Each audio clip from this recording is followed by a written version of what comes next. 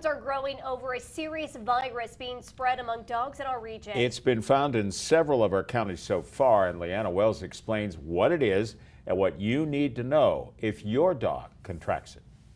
A number of doggy daycare, shelters, and boarding facilities in Blair, Center, and Huntingdon County have noticed an increase in kennel cough cases. Kennel cough is not a straightforward single bug. It's a combination of different bugs that happen, and it tends to stay in the what we call the upper respiratory tract, from the trachea on up. The current strain of kennel cough can be easily transmitted between dogs by airborne droplets, contaminated surfaces, or simply breathing the same air. There are measures you can take to help your dog. The one thing that you can do to fight against that is there's a vaccine out there. It's called Bordetella.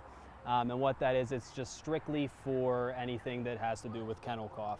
And it's a very simple vaccine. Some of them are usually 1, 2, 3. Vaccinating your dog against Bordetella doesn't guarantee that they won't catch kennel cough, but it will protect them from getting more severe symptoms. This veterinary clinic received a lot of calls about kennel cough, but they told me that it all boils down to how your dog is acting.